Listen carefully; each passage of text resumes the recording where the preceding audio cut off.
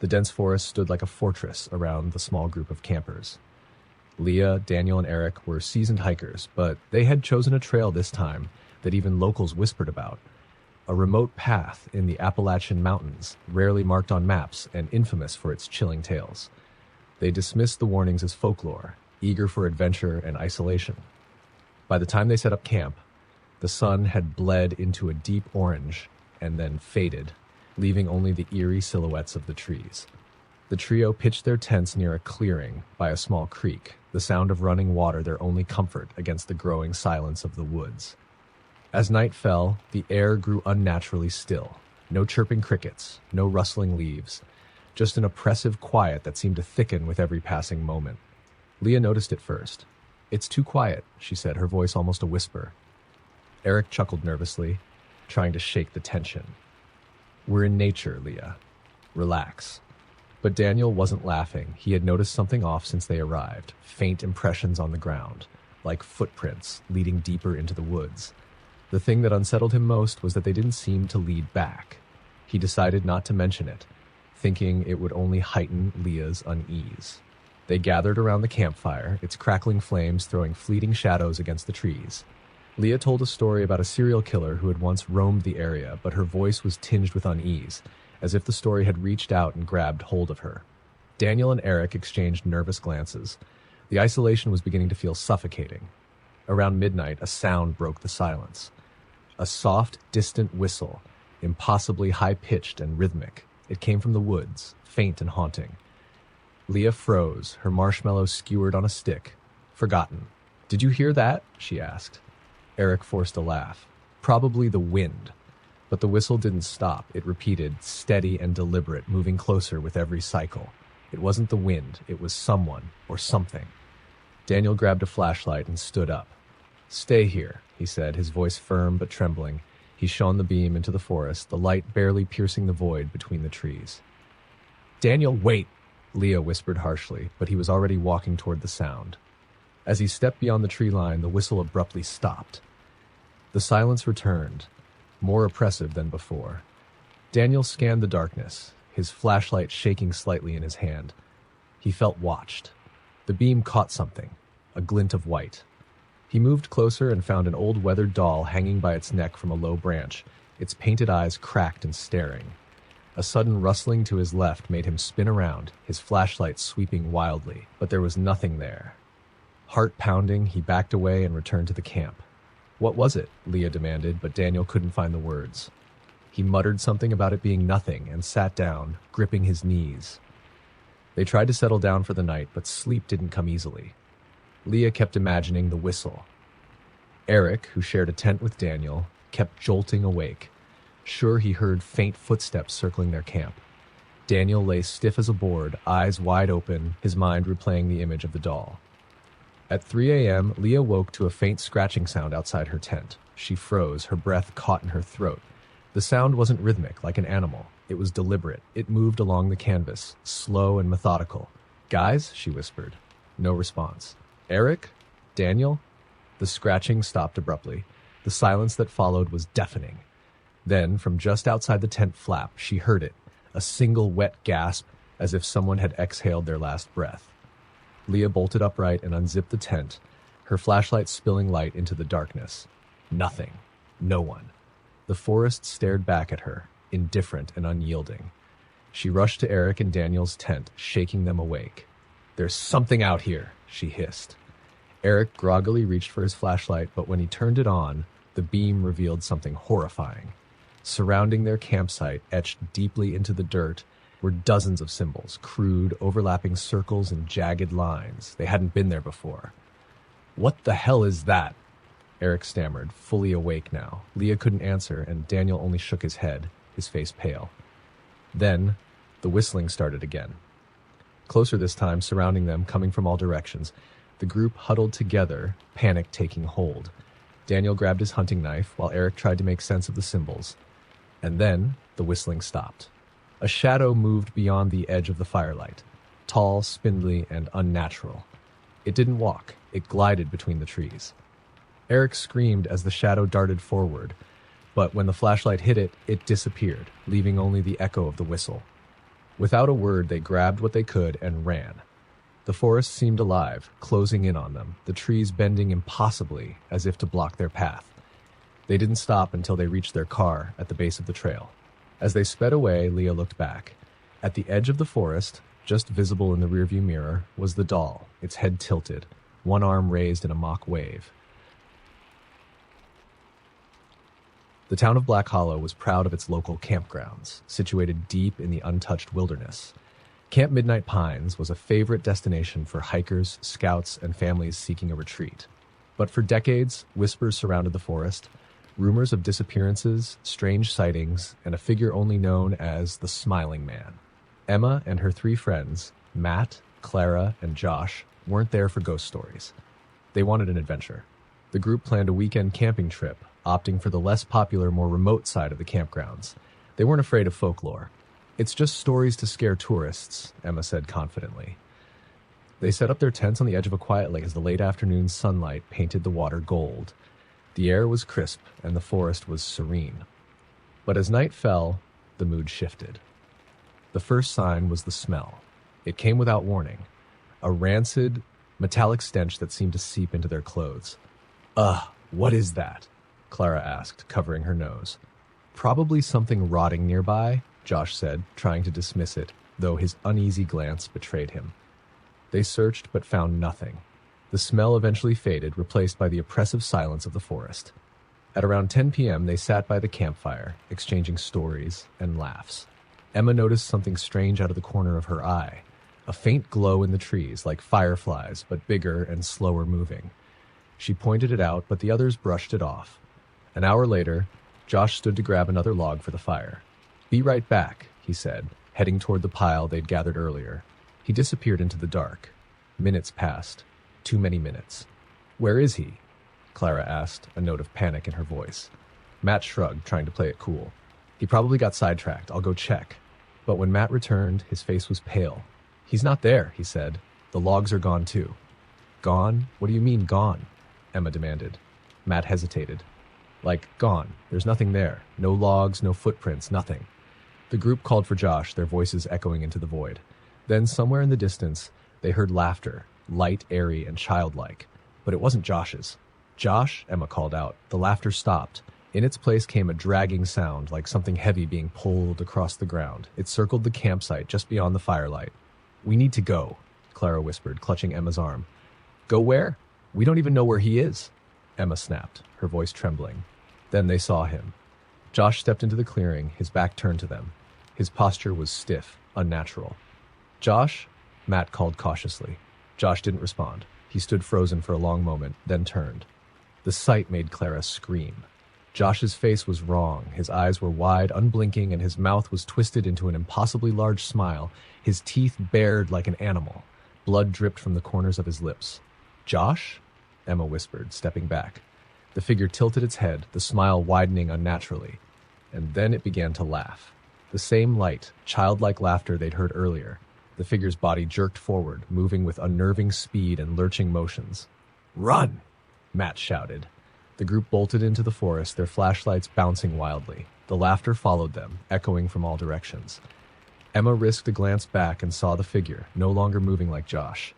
Its limbs flailed like a broken marionette as it gave chase, its distorted smile glowing faintly in the dark. They stumbled upon an abandoned cabin, its windows boarded and the door hanging on one hinge. With no other option, they ran inside and slammed the door shut. Clara sobbed, trying to muffle her cries, while Matt and Emma barricaded the door with whatever they could find. The laughter stopped. Silence filled the air. Then came the whispers. Faint, overlapping voices, as though dozens of people were speaking just outside the cabin. Emma strained to listen. "Why did you come here?" One voice said, barely audible. "You shouldn't have come here." Matt gestured for them to stay quiet, his breath shallow. He peered through a crack in the boards and his face drained of color. "What is it?" Emma whispered. He turned to her slowly, his mouth quivering. It's Josh. He's just standing there." Emma crept to the window and looked. Josh was outside, his back turned again. He didn't move. The whispers grew louder, more frantic. "Run, run, run," they chant, overlapping and urgent. Then Josh's head snapped around, his face pressed against the crack in the boards. His smile was wider now, his skin stretched tight over his skull. "Let's play," he said in a guttural, inhuman voice. The board splintered as something powerful slammed against the cabin. The group screamed, scrambling to find a way out. Clara yanked open a trapdoor in the floor, revealing a dirt crawl space. "In here!" she cried. One by one, they climbed down, pulling the door shut above them. In the pitch-black space, they huddled together, the sound of their breathing mingling with the thudding above as the thing tore apart the cabin. Hours passed. The noises eventually stopped. When the sun rose, they emerged cautiously, the cabin reduced to splinters. There was no sign of Josh or the thing that had taken him. They fled the forest, vowing never to speak of what happened. But Emma couldn't forget the last thing she saw before leaving. A faint glow in the trees, like fireflies moving slowly and deliberately, as if watching. The group of 6, Amber, Greg, Sonia, Liam, Rachel, and Victor, were thrill-seekers who prided themselves on their love for urban legends. Every year, they picked a new location steeped in ghost stories and dared to spend the night. This year, they chose Pine Haven Woods, a vast stretch of wilderness known for the legend of the Hollow Wanderer.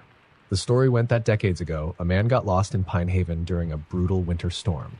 He was eventually found, starved and frozen, but alive. His rescuers said he babbled incoherently about the thing in the trees. He never recovered, dying weeks later in an asylum, his face twisted in an expression of sheer terror. Since then, people reported hearing whispers in Pine Haven, seeing figures lurking between the trees, and experiencing an overwhelming sense of dread. The group was eager to dismiss it all as nonsense. They set up camp deep in the woods, a good 2-hour hike from the nearest road. The sun dipped below the horizon and the cold crept in. They lit a fire, laughing and sharing drinks as the surrounding darkness thickened like ink. At some point, Liam started to feel uneasy. The forest seemed too still. The fire crackled and their laughter echoed, but there were no other sounds. No insects, no rustling leaves, nothing. "Do you guys hear that?" he asked suddenly. Rachel frowned. "Hear what?" "Exactly," Liam said, his voice low. "There's nothing out there. It's like the forest is watching." "Creepy," Amber teased, but she glanced nervously into the shadows. Sonia changed the subject, trying to lighten the mood. She pulled out her phone to play music, but the screen wouldn't turn on. "That's weird," she said. "My battery was full." One by one, they checked their devices. Dead. Every single one. "Maybe it's the cold?" Greg suggested, though his voice was strained. Victor, ever the skeptic, laughed. "Come on, it's just a coincidence. We'll tell ghost stories the old-fashioned way." He started into a half-hearted tale, but his voice was drowned out by an unexpected sound, a faint, rhythmic tapping. It was soft at first, almost imperceptible, but it grew louder. It was coming from the trees. "Okay, who's messing with us?" Rachel demanded, glaring at the others. But the looks on their faces made it clear no one was playing a prank. Greg shone his flashlight toward the sound, but it reflected only on endless rows of trees. The tapping stopped. Then from behind them came a whisper. It was faint but chilling, like a breath against the back of their necks. "Lost. You're lost." The group spun around, their flashlights darting in every direction, but the whisper was gone. "Okay, that's it. I'm done. Let's go," Sonia said, grabbing her coat. Victor rolled his eyes. "It's just some wind," or a scream tore through the air, cutting him off. It came from deeper in the woods, high-pitched, agonized, and too human. The group froze. "That wasn't the wind," Amber whispered, her face pale. "Maybe someone needs help," Liam said, though he sounded far from confident. Against their better judgment, they followed the sound, leaving their camp behind. The scream came again, but it sounded farther away this time, like it was retreating deeper into the forest. They chased it, stumbling over roots and rocks in the dark, until they reached a clearing. In the center of the clearing was an old, crumbling cabin, its windows shattered and door ajar. The scream came again, muffled, as if from inside. "Let's call for help," Rachel whispered. "With what? Our dead phones?" Greg shot back. Victor stepped forward. "I'll check it out. Stay here." "Like hell you will," Sonia grabbed his arm, but Victor shook her off and marched toward the cabin. The others hesitated, then reluctantly followed. The interior was worse than they imagined. Dust coated every surface, and the air smelled of mildew and decay. The floor was littered with broken furniture and shards of glass. The scream was gone now, replaced by an oppressive silence. "Victor?" Amber called. He didn't respond. They found him standing in the center of the room, staring at the far wall. "Victor, what are you doing?" Greg asked, stepping closer. Victor turned to face them. His eyes were wide, unblinking, and his mouth twitched. He raised a hand and pointed to the wall. The others turned and saw it. A message scratched into the wood, the letters jagged and uneven. "It sees you." The words dripped with a dark, tar-like substance. Before anyone could react, the door slammed shut, plunging them into darkness. The faint tapping returned, but this time it was inside the cabin. Liam fumbled for his flashlight, but when it flickered on, the beam caught something in the corner. A figure crouched low to the ground, its limbs impossibly long, its head tilted unnaturally to the side. The flashlight sputtered out, and chaos erupted. Amber screamed. Sonia tripped over debris. Rachel clawed at the door, desperate to open it, while Greg swung wildly with a broken chair leg. The tapping grew louder, deafening, and the whispers returned, overlapping and chaotic. Lost, alone, it's too late.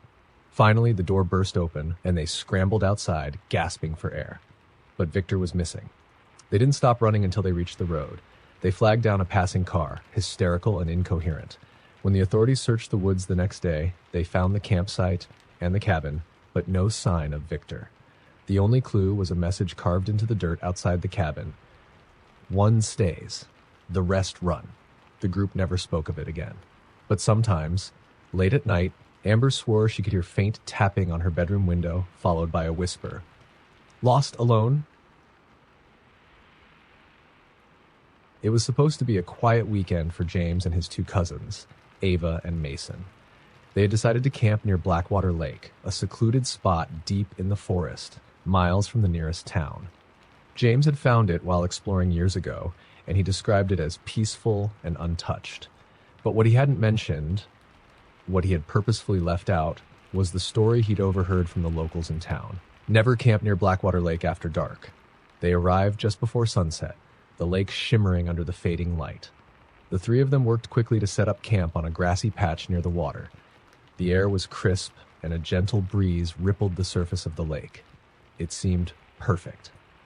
As night fell, they sat by the fire, toasting marshmallows and laughing about old memories. The forest was alive with the sounds of chirping crickets and the occasional rustle of leaves. But as the clock crept closer to midnight, the ambiance shifted. The sounds of the forest ceased all at once, as if a great hush had fallen over the world. "Why did it get so quiet?" Ava asked, glancing around nervously. James shrugged, though his hands fidgeted with his flashlight. "It's probably nothing. Animals go quiet sometimes." Mason smirked. "Maybe they sense a storm coming or a predator." James shot him a look, but Ava was already on edge. "Not funny, Mason." Before Mason could reply, they heard it. A faint splash in the lake. It was subtle, almost like a rock skipping across the surface. They all turned toward the water, their firelight casting flickering shadows across the shore. "Fish?" Mason suggested half-heartedly, though his grin had faded. James squinted in the darkness. "Maybe. Could be." But another splash followed. Closer. Louder. "Okay, that's weird," Ava muttered, inching closer to the fire. James grabbed his flashlight and aimed it at the lake. The beam danced over the water, revealing ripples but nothing else. He swept the light across the surface, his pulse quickening. That's when he saw it. Something was just beneath the water, barely breaking the surface. It was pale, smooth, and unmoving. A hand. "There's someone out there," James yelled, his voice cracking. Mason grabbed his flashlight and pointed it toward the lake, but by the time he did, the hand was gone. The water was still, save for the faint ripples drifting toward the shore. "You're seeing things," Mason said, though he didn't sound convinced. "I know what I saw," James snapped. Ava grabbed his arm. "Maybe someone's in trouble. What if they're drowning?" James hesitated, his gut screaming at him to stay put, but the thought of someone needing help pushed him forward. He grabbed a long branch from the ground. "I'll check the edge. You two stay here." Mason and Ava protested, but James was already moving toward the shore, his flashlight aimed steadily at the water. The lake glistened under the moonlight, calm and deceptively peaceful. "Hello?" he called out, his voice echoing across the expanse. "Is anyone out there?" Silence. He took another step, the water lapping at his boots. A chill ran through him, and he froze. Just as he was about to turn back, the water stirred violently. Something surged upward. A pale figure, its face hollow and eyeless, its mouth stretched into a gaping void. James stumbled back, screaming. He dropped the flashlight, its beam spinning wildly across the shore. By the time Mason and Ava reached him, the figure was gone, the water calm once again. "What happened?" Mason demanded, helping James to his feet. "There's something in the lake," James gasped. "I saw it. It wasn't human." Before they could respond, a low, guttural sound rumbled from the trees behind them. They spun around, their flashlights scanning the dark woods. The sound grew louder, closer, until it became a guttural wail that seemed to vibrate the air around them. Ava grabbed Mason's arm. "We need to go. Now." As they turned toward the tents, they realized with horror that they weren't alone. Standing at the edge of the campsite was a figure. It was impossibly tall, its limbs unnaturally long and twisted. Its face was obscured by a shadow, but its eyes glowed faintly, like dying embers. "Run!" James shouted. They bolted into the woods, abandoning their tents and gear. The wailing followed them, echoing unnaturally through the trees, as if the forest itself were alive. Ava tripped over a root and screamed, but Mason yanked her up, dragging her forward. "Don't stop!" he yelled. James glanced over his shoulder. The figure was following them, moving with a disjointed, jerking motion. Its glowing eyes never wavered, locked onto them like a predator hunting its prey. Finally, they broke through the tree line and onto the dirt road where their car was parked. They piled in, James fumbling with the keys as the wailing grew deafening. He started the engine and slammed on the gas, the tires kicking up dirt as they sped away. When they reached the nearest town, they stopped at a gas station, trembling and pale. None of them spoke as they sat in the car, trying to process what had happened. James finally broke the silence. We can't tell anyone. They'll never believe us." The others nodded reluctantly, their faces etched with fear. As they drove away, Mason glanced in the rearview mirror one last time. In the distance, at the edge of the road, stood the figure. Its glowing eyes watched them until they disappeared into the night. It was the perfect time of year for a camping trip, or so Clara thought. The air was crisp, the leaves were turning brilliant shades of orange and red, and the forest felt alive in a way that only autumn could bring. Clara, her boyfriend Ethan, and their two friends, Mia and Rob, had picked a secluded spot in Silver Pine Forest, known for its hiking trails and breathtaking views. But Silver Pine was also known for something else: the Crying Woman. It was an old legend, passed around by locals for generations. They said a woman had gone missing in the forest decades ago, searching for her lost child. Her cries were heard for weeks afterward, echoing through the woods. Some hikers claimed to have seen her, a pale figure in a white dress, her face obscured by long, dark hair. Those who followed the cries were said to vanish, never to be found again. Clara dismissed the tale as just another spooky story to scare tourists, but Mia was less convinced.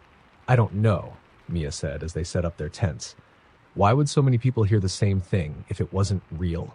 Ethan rolled his eyes. "Because people love to make stuff up. It's the power of suggestion. You hear a weird noise and suddenly it's a ghost. Or," Rob chimed in, grinning, "it's just a lonely raccoon trying to serenade you." Mia glared at them, but Clara laughed. "Guys, let's not scare her too much, or she'll make us leave before we even light the fire." By the time they had the fire roaring, the sun had dipped below the horizon, and the forest was cloaked in darkness. They roasted marshmallows, told cheesy jokes, and sipped from a flask Rob had smuggled in. But as the night deepened, the mood shifted. It started with a sound, a faint, distant sobbing. Maya froze mid-laugh. "Did you hear that?" "Hear what?" Ethan said, though his smile faltered. "That. It sounded like someone crying." Everyone fell silent, straining their ears. At first, there was nothing but the crackle of the fire. Then it came again, louder this time, a mournful wail, carried on the wind. It seemed to echo from deep within the forest. "It's probably just an animal," Ethan said, though his voice lacked conviction. "That's not an animal," Mia whispered. "It's her, the crying woman." "Don't be ridiculous," Ethan said, standing up. "I'll prove it. I'll go check it out." "Don't." Clara grabbed his arm, but he shook her off. "Relax. I'll be back in 5 minutes." Rob hesitated, then stood. "I'll go with him." The two boys disappeared into the darkness, their flashlights bobbing as they moved deeper into the forest. Clara and Mia sat by the fire, the sobbing sound growing louder and more anguished. Minutes stretched into what felt like hours. "They've been gone too long," Clara said, her voice trembling. "We need to find them," Mia agreed, clutching her flashlight tightly. Reluctantly, they left the safety of the fire and ventured into the woods. The trees loomed overhead, their skeletal branches clawing at the sky. The crying seemed to surround them now, coming from all directions. "Ethan? Rob?" Clara called, her voice cracking. No response. Mia shone her flashlight ahead, and the beam caught something white, a figure standing motionless among the trees. It was a woman, her back turned to them, her white dress tattered and dirt-streaked. Her shoulders heaved as if she were sobbing. "Ma'am?" Clara called hesitantly. "Are you okay?" The figure stiffened, and the crying stopped abruptly. Clara and Mia froze. The forest was deathly silent. Then the woman turned. Her face was wrong. Her eyes were hollow, empty sockets, and her mouth stretched impossibly wide as if in a silent scream. Mia screamed, dropping her flashlight as the figure began to glide toward them, unnaturally fast and silent. They turned and ran, the beam from Clara's flashlight bouncing wildly as they crashed through the underbrush. The crying started again, louder and more shrill, as if it were chasing them. When they finally burst back into the campsite, the fire was out and the boys were nowhere to be seen. Clara grabbed her phone, desperate to call for help, but it wouldn't turn on. Mia was sobbing, clutching her knees, rocking back and forth. "Where are they?" Mia whimpered. "Where did they go?" Clara didn't answer. Her mind was racing, trying to think of what to do. Then she heard it, a whisper, faint but unmistakable. "Why did you leave me?" She spun around, her flashlight catching movement just beyond the trees. It was Ethan. He was standing at the edge of the clearing, his face pale and expressionless. "Ethan!" Clara cried, running toward him. But as she got closer, she saw that his eyes were wide and unblinking, his mouth slightly agape. He didn't move. "Ethan?" she said, her voice trembling. Then he spoke, but it wasn't his voice. It was a woman's, a deep, mournful wail. "You left me. You left me alone." Ethan collapsed to the ground, lifeless. Clara screamed, dragging Mia to her feet. They fled into the night, not stopping until they reached their car miles away. When they returned with the police the next day, the campsite was gone. There were no tents, no fire pit, and no sign of Ethan or Rob. Just an empty clearing by the lake and the faint sound of crying echoing through the trees. Lena had always loved the outdoors, but this camping trip was different. She had been invited by her coworker Sarah and Sarah's group of friends, people Lena barely knew. Still, the promise of a quiet weekend in Ravenwood Forest, far from the stresses of work, was too tempting to resist. Ravenwood had a reputation. Locals spoke in hushed tones about the Hollow Man, a faceless figure said to stalk the forest. He was a shadow that lingered at the edges of vision, an entity that called to those who ventured too deep. The legend didn't faze Lena. Superstitions were just that, stories made to keep kids in line. The group of 5 set up camp in a clearing far from the main trail. The forest stretched endlessly in all directions, dense and foreboding. As the sun set, casting long, eerie shadows, Sarah started a fire, and the others gathered around, their laughter filling the still air. Hours passed. They roasted marshmallows, exchanged ghost stories, and drank until their laughter became slurred. But as the night deepened, a peculiar feeling settled over Lena. The forest seemed too quiet. The usual sounds of rustling leaves and distant animal calls were gone. "Does it feel weird to anyone else?" Lena asked hesitantly. Sarah shrugged, taking a sip of her drink. "You're just spooking yourself. It's fine." But Lena couldn't shake the unease. She looked past the firelight into the surrounding darkness. The shadows between the trees seemed to shift and ripple, as though something was moving just out of sight. Then came the knock. It was a soft, deliberate sound, a single knock, like someone tapping wood against wood. The group froze. "What was that?" Eric, one of Sarah's friends, asked, his voice low. "Probably a branch falling," Sarah offered, though her eyes darted toward the trees. The knock came again, louder, closer. "Okay, who's messing with us?" Jake, another member of the group, stood and grabbed a flashlight. He swept the beam across the forest, revealing only trees and darkness. "Real funny, guys." No one laughed. Suddenly, the knock repeated, this time from the opposite direction. The group spun toward the sound, panic creeping into their expressions. "We should go back to the car," Lena said, her voice trembling. "This doesn't feel right." Sarah hesitated. "It's just the woods. Weird stuff happens." A scream ripped through the night, cutting her off. It was high-pitched, inhuman, and impossibly close. Lena's blood turned cold as the sound echoed and faded into silence. "We're leaving." she said, standing and grabbing her backpack. The others didn't argue. They doused the fire hastily, plunging the clearing into darkness, and began the trek back to the trailhead. The flashlights cast weak beams that barely penetrated the thick shadows. Every step felt slower, heavier, as though the forest itself was trying to hold them back. And then they saw it. At first, it was just a shape in the distance, a tall, slender silhouette standing in the middle of the trail, its head tilted unnaturally to one side as though curious. As their flashlights illuminated it, the figure stepped forward. It had no face. Lena's breath caught in her throat. The figure was human-shaped but featureless, its head smooth and blank like a mannequin. Its long arms hung at its sides, the fingers impossibly long and thin. It stood motionless, watching them without eyes. "Run," Sarah whispered. No one needed to be told twice. They bolted, their screams echoing through the trees. Lena's heart pounded in her ears as she sprinted, branches snagging her clothes and cutting her skin. Behind her, the sound of heavy, deliberate footsteps followed, unhurried but unrelenting. "Don't look back," Eric yelled, his voice cracking. Lena didn't. She focused on the trail, on the faint outline of Sarah ahead of her. But she could feel it, that oppressive presence drawing closer, like cold fingers brushing against her neck. Suddenly, Jake stumbled and fell, crying out in pain. Lena skidded to a stop, torn between helping him and saving herself. Before she could decide, the figure emerged from the shadows, towering over Jake, its head tilted again as if studying him. "Help me!" Jake screamed. But no one moved. The figure bent down, its long fingers wrapping around Jake's arm. He shrieked, but his voice was cut off as the figure dragged him into the darkness. The forest swallowed them whole. Lena turned and ran, tears streaming down her face. The group burst out of the forest and into the parking lot, gasping for breath. They piled into Sarah's car, and she gunned the engine, tires screeching as they sped away.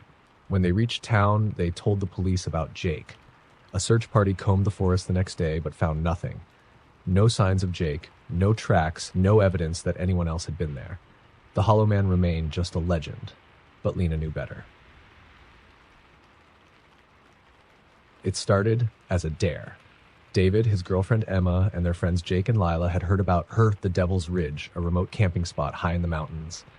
It wasn't on any map, and most locals refused to talk about it. Those who did simply said, "Stay away. It's cursed." Cursed or not, the group thought it sounded like the perfect adventure. They were seasoned campers, eager for a thrill. Besides, no one really believed the stories, whispers of strange figures, vanishing hikers, and the eerie glow that sometimes appeared over the ridge at night. The hike was brutal. They followed a narrow, overgrown trail, barely visible in places, until they finally reached the ridge just as the sun dipped below the horizon. The view was breathtaking, the valley below shrouded in mist. They set up camp, laughing about the legend as they built a fire. "This place doesn't seem so bad," Jake said, leaning back against his pack. "Honestly, I think people just make up these stories to keep it all to themselves." Emma chuckled. "Right? Maybe the curse is just bad cell service." They all laughed, the fire crackling between them, but as the night wore on, the air grew colder and the atmosphere shifted. It started with the wind. A low, mournful howling swept through the ridge, rattling the trees and snuffing out the laughter. Emma shivered and moved closer to David. "That's just the wind, right?" Jake tossed another log on the fire. "Of course, we're on a ridge. It's probably just the way it moves through the rocks." But the wind didn't stop. It grew louder, almost like a voice, murmuring just beyond understanding. Lila leaned forward, her face pale. "Do you hear that? It sounds like words." "Stop freaking yourself out," Jake said, though his bravado faltered. Emma grabbed David's arm. "We should leave." "It's the middle of the night," David replied, though unease crept into his tone.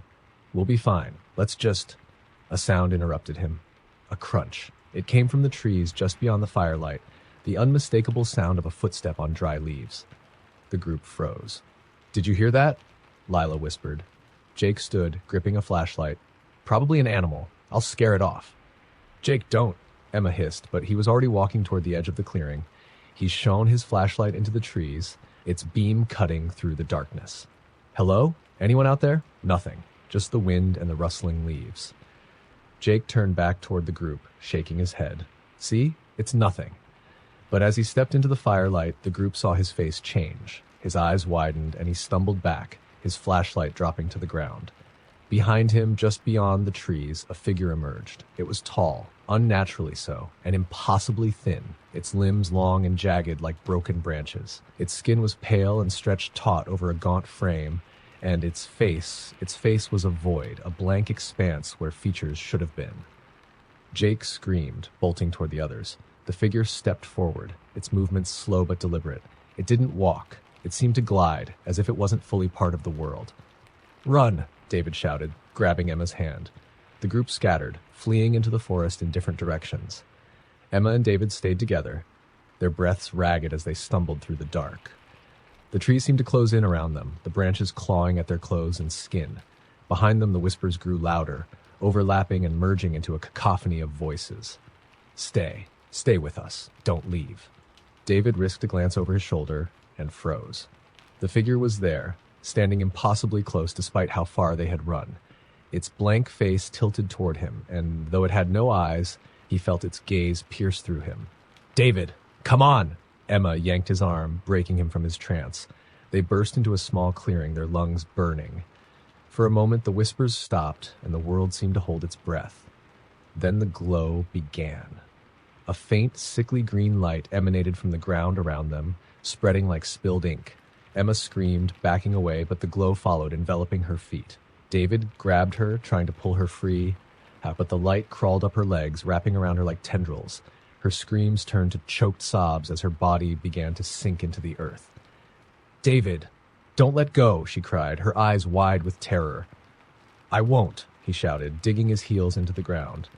But the force was too strong. Her fingers slipped from his grasp, and she was gone, the ground sealing shut as if she had never been there. David fell to his knees, trembling. The whispers returned, louder now, and the figure stepped into the clearing. It loomed over him, its blank face inches from his own. "You shouldn't have come," the voices hissed in unison. David screamed. When the search party found the campsite days later, it was untouched. No sign of the group, no evidence of a struggle. Just an eerie silence that seemed to hang over the ridge. The only thing they found was David's flashlight, lying in the dirt. Its beam still pointed toward the edge of the clearing, where the faint glow of green light pulsed softly beneath the surface. The night was still as Elena parked her car at the edge of Blackthorn Woods. Her friends, Mark, Sophie, and James, were already there, unloading gear from their truck. The plan was simple: a night of camping, a break from their city lives, and an escape into nature. But Blackthorn wasn't just any forest. It was infamous for the Watcher's Clearing. Every local knew the story. In the heart of the woods was a small, perfectly round clearing. Those who stumbled upon it at night claimed they weren't alone. Shadows moved in the corners of their vision, always just out of sight. And they said the whispers would follow you home. "Ready for a spooky night?" Sophie teased as Alina approached, her flashlight beam cutting through the dark. "Let's just hope we don't find this Watcher's Clearing," Alina replied, forcing a laugh. The group made their way deep into the forest, their headlamps bouncing off the trees. The air grew colder as they ventured further from the road. The usual chirping of crickets and rustling leaves seemed muted, as though the woods were holding its breath. Finally, they found a spot to set up camp.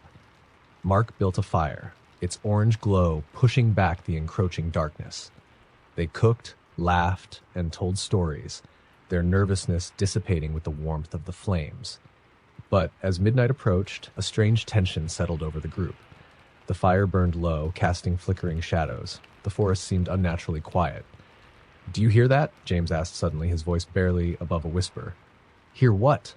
Sophie replied, though she looked uneasy. "That humming sound." The group strained their ears. At first, there was nothing, but then Elena heard it too, a low, rhythmic hum, almost like a chant. It seemed to come from all around them, faint but unmistakable. Mark stood, his flashlight in hand. "I'm going to check it out." "No way." Sophie grabbed his arm. "We should stay together."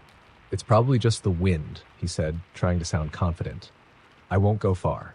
Reluctantly, the others stayed behind as Mark disappeared into the trees, his light bobbing in the distance. Minutes passed. The humming grew louder, more insistent, and a strange unease settled over Elena. "He's taking too long," she said, standing up. "We need to find him." The group grabbed their lights and followed Mark's trail, calling his name. The humming seemed to guide them, pulling them deeper into the woods. And then they saw it. A circular clearing, perfectly round, the grass within glowing faintly under the moonlight. Elena stopped cold. This can't be it. It's just a story, James muttered, though his voice wavered. Mark was standing in the center of the clearing, his back to them. His flashlight lay on the ground at his feet, its beam cutting across the grass. He didn't move. "Mark!"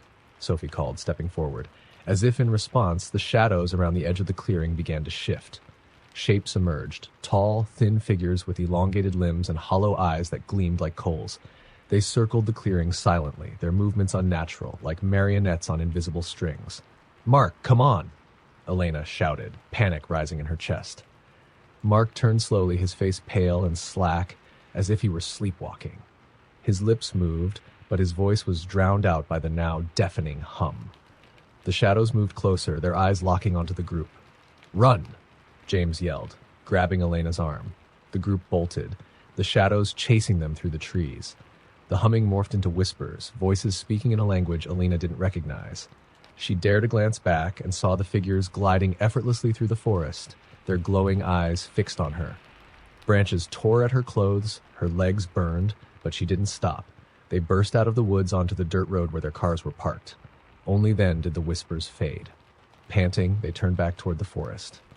The trees were still, the shadows gone, but Mark was nowhere to be seen. They reported him missing the next morning. Search teams combed Blackthorn Woods but found no trace of him. The clearing didn't exist on any map, and no one could find it again. That night, back in her apartment, Elena couldn't sleep. She kept hearing faint whispers, just beyond the edge of her hearing. When she glanced at the window, she thought she saw a figure standing in the shadows outside, its hollow eyes watching her. Mark wasn't the only one the clearing had claimed.